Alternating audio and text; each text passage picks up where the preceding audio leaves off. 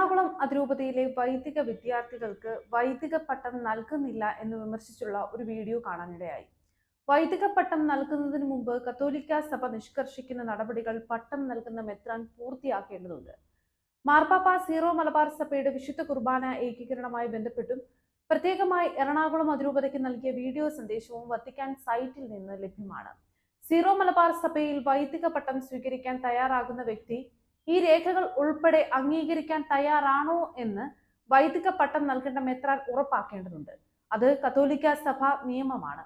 പട്ടം നൽകുന്നില്ല എന്ന് സോഷ്യൽ മീഡിയയിൽ കൂടെ ആകുലപ്പെടുന്ന വ്യക്തികൾ പ്രസ്തുത രേഖ അംഗീകരിക്കാൻ വൈദിക വിദ്യാർത്ഥികൾ തയ്യാറാണോ എന്ന് ഉറപ്പുവരുത്തുകയാണ് ആദ്യം ചെയ്യേണ്ടത്. പ്രസ്തുത രേഖാടിസ്ഥാനത്തിൽ മാത്രമേ വിശുദ്ധ കുർബാന അർപ്പിക്കുകയുള്ളൂ എന്ന വൈദിക വിദ്യാർത്ഥികൾക്ക് വ്യക്തമാകട്ടെ. മാർപ്പാപ്പ 2021 ജൂലൈ 3 രേഖാടിസ്ഥാനത്തിൽ സീറോ മലബാർ സഭയോട് ആവശ്യപ്പെട്ടത് ഈ സഭയുടെ ഭാഗമായ എറണാകുളം അതിരൂപതയും അനുസരിക്കുക. കത്തോലിക്ക കൂട്ടായ്മയിൽ ഉൾപ്പെട്ട ഓരോ വ്യക്തിസഭയ്ക്കും ഒരു ആരാധനാ രീതി മാത്രം. കത്തോലിക്ക കൂട്ടായ്മയിൽ ഉൾപ്പെട്ട ഒരു വ്യക്തിസഭയെ മറ്റൊരു വ്യക്തിസഭയിൽ നിന്ന് പ്രധാനമായും വ്യത്യസ്തമാക്കുന്നത് ദൈവാരാധന രീതി തന്നെയാണ്. വിശുദ്ധ കുർബാന അർപ്പണക്രമമാണ്. അതിനാൽ കത്തോലിക്ക കൂട്ടായ്മയിൽ ഉൾപ്പെട്ട ഒരു വ്യക്തിസഭയിൽ ഒരു ആരാധനാക്രമം മാത്രമേ സാധിക്കുകയുള്ളൂ. കത്തോലിക്ക കൂട്ടായ്മയിൽ ഉൾപ്പെട്ട മലങ്കര സഭയ്ക്കും ലത്തീൻ സഭയ്ക്കും ആ സഭകളുടെ പൈതൃകം അനുസരിച്ചുള്ള പള്ളികളിൽ എല്ലാം അർപ്പിക്കുക ആ പൈതൃകം അനുസരിച്ചുള്ള വിശുദ്ധ കുർബാനയാണ്. സീറോ മലബാർ സഭയ്ക്കും ഒരു വിശുദ്ധ കുർബാന അർപ്പണ രീതി മാത്രമേ ആകാവൂ. അതാണ് 2021 ജൂലൈ 3 രേഖയിൽ കൂടി മാർപ്പാപ്പ സീറോ മലബാർ സഭയോട് ആവശ്യപ്പെട്ടത്. 2021 ജൂലൈ 3 മുമ്പ് സീറോ മലബാർ സഭയിൽ അനുസരണമില്ലാത്തതിന്റെ പേരിൽ വിശുദ്ധ കുർബാന അർപ്പണം വിവിധ രീതിയിലായിരുന്നു.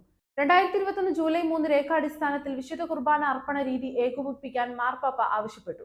എറണാകുളം അതിരൂപത അത് അനുസരിക്കുക. ഈ സഭയിലെ അതിരൂപതയിലെ രൂപതകളിൽ 35-ൽ 34 മാർപ്പാപ്പ നൽകിയ 2021 ജൂലൈ 3 രേഖാടിസ്ഥാനത്തിൽ വിശുദ്ധ കുർബാന ഏകീകരണമായി.